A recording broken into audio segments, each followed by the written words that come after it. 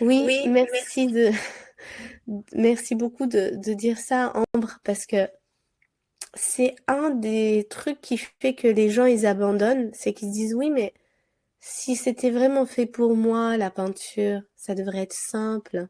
Si c'était vraiment fait pour moi de d'écrire un livre, pourquoi c'est si compliqué? Si c'était vraiment simple pour moi d'être chef d'entreprise ou de créer cette marque de vêtements ou de si, ça devrait être simple. Et c'est ça l'illusion, c'est qu'en fait, ça demande beaucoup de courage quand on a créé et façonné une personnalité avec un ego, avec des multitudes de parties, de rabat-joie, de sérieuses, de femmes de perfection, parce que ça aussi c'est, je vous donne tous les ennemis à la créativité et je leur ai tous fait face un après l'autre et je les ai couchés, couchés, couchés, couchés. Et ça veut dire ils sont là, mais ils se lèvent quand j'en ai besoin en fait, au bon moment. C'est juste ça en fait. La perfectionniste, j'en ai une, sauf que maintenant, elle arrête de venir au début du projet, quoi.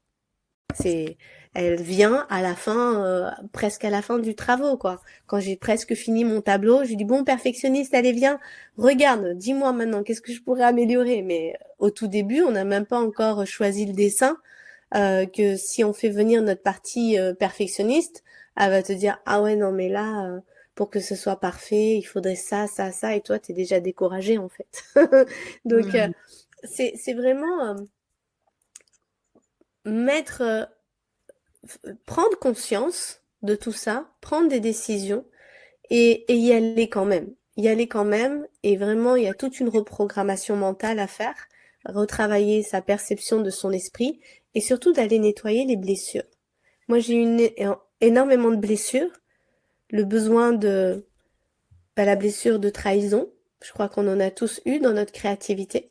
Mm.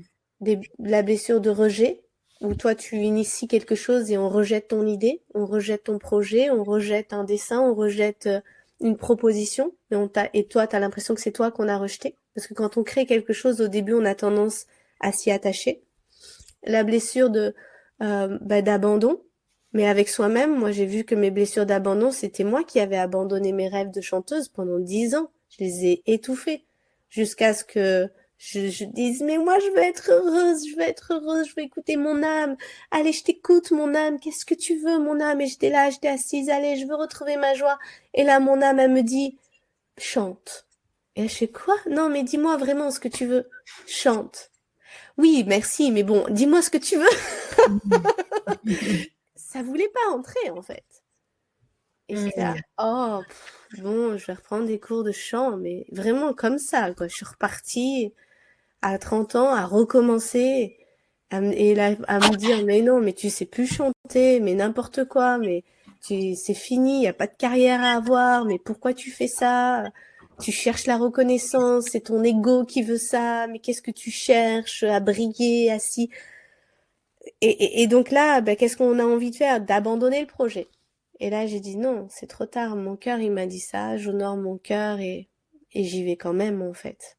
Et je chante pour mon cœur, c'est tout, en fait. Je chante pour moi, pour mon âme, pour me regarder dans les yeux et me dire, tu vois, je t'honore. Je te reconnais. Moi, je me reconnais, en fait. Et donc, c'est aussi ce besoin de cet abandon, il vient quand on attendait l'approbation. On attendait d'être reconnu, d'être approuvé, d'être encouragé, et que c'est pas venu. Mais aujourd'hui, c'est à nous de nous approuver.